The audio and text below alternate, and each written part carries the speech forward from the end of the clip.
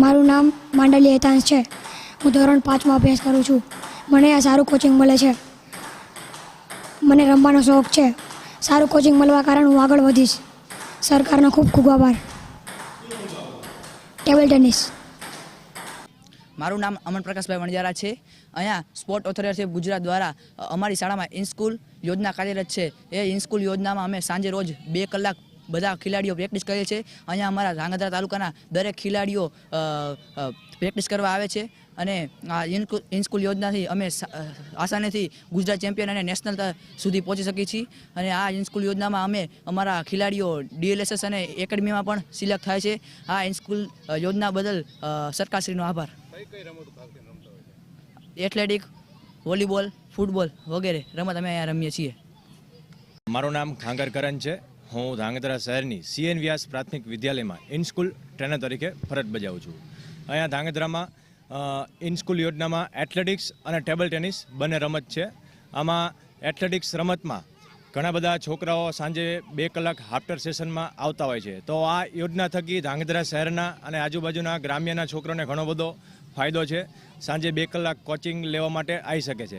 આ યોજના ઇન-સ્કૂલ યોજના એક પાયા લેવલની યોજના છે. આ યોજનાથી ખેલાડી નેશનલ લેવલ સુધી પહોંચી શકે છે. ઇન-સ્કૂલ યોજનાનો ખેલાડી અહીંયાથી તૈયાર થઈને DLSSમાં જતો હોય છે અને DLSSમાંથી એકેડમીમાં જતો હોય છે અને એ છોકરા નેશનલ લેવલમાં ચેમ્પિયન થતા આપણને જોવા મળે છે. તો સાંજે અહીંયા ધ્રાંગધ્રા શહેરની શિશુકુંજ શાળામાં 2 કલાક છોકરો પ્રેક્ટિસ કરવા માટે આવે છે. અહીંયા એથ્લેટિક્સની રમત 100 મીટર, 200 મીટર, ઊંચી કૂદ છે, લાંબી કૂદ છે. એમાં ઘણા બધા છોકરાઓ સારા છોકરાઓ છે અને તેઓ ગત ખેલ મહાકુંભમાં ગુજરાતમાં 100 મીટરમાં સિલ્વર મેડલ અને 200 મીટરમાં ગોલ્ડ મેડલ, હાઈ જમ્પમાં ગોલ્ડ મેડલ મેળવેલ છે. તો સરકારશ્રીનો ખૂબ ખૂબ આભાર કે ગુજરાત રાજ્યના દરેક તાલુકામાં આ ઇન-સ્કૂલ યોજના ચાલુ છે. આ યોજના થકી ખેલાડીઓને ખૂબ સારું એવું પ્રોત્સાહન મળી રહ્યું છે અને ખેલાડીઓ તૈયાર થઈ રહ્યા છે. આભાર.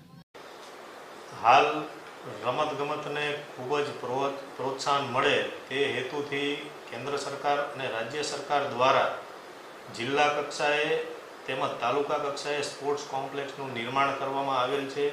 તેમાં હાલ સુરેન્દ્રનગર જિલ્લામાં જૂનું પૌરાણિક જે લીંબડી જિલ્લા રમત પ્રશિક્ષણ કેન્દ્ર છે તે ઘણા વર્ષોથી કાર્યરત છે.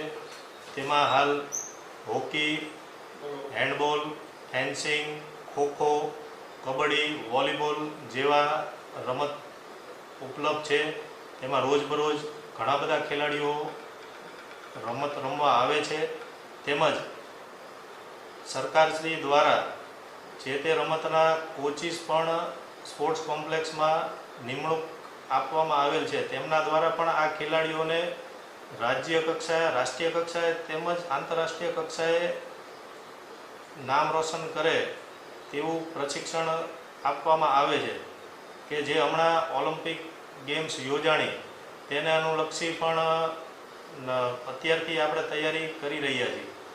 તો જેમાં હાલ સુરેન્દ્રનગર જિલ્લામાં લીંબડી ખાતે એ હોકી રમતના ખેલાડીઓ શૂટિંગ અને ફેન્સિંગ જેઓ રાષ્ટ્રીય કક્ષા સુધી ખૂબ જ સારી નામના મેળવે છે.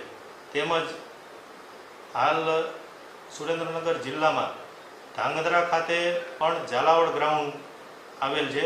તેમાં પણ સરકારશ્રી દ્વારા બેડમિન્ટન, ટેબલ ટેનિસ, એથ્લેટિક્સ જેવી રમતનું કોચિંગ આપવામાં આવે છે. તેમાં પણ ધ્રાંગધ્રા તાલુકામાંથી ગત વર્ષે 5 ખેલાડીઓ રાજ્ય કક્ષા એ શાળાકીય સ્પર્ધામાં મેડલ મેળવેલ છે. જે ખેલાડીઓને પણ આગળ જતાં ખૂબ જ સારું ભવિષ્ય આપણે જોઈ શકીએ છીએ. તેમજ હજી પણ સુરેન્દ્રનગર જિલ્લામાં ગત 4 માસ પહેલાં સુરેન્દ્રનગરના વઢવાણ તાલુકા ખાતે એક નવું જિલ્લા રમત સંકુલનું પણ ખાતમુહૂર્ત કરવામાં આવેલ છે.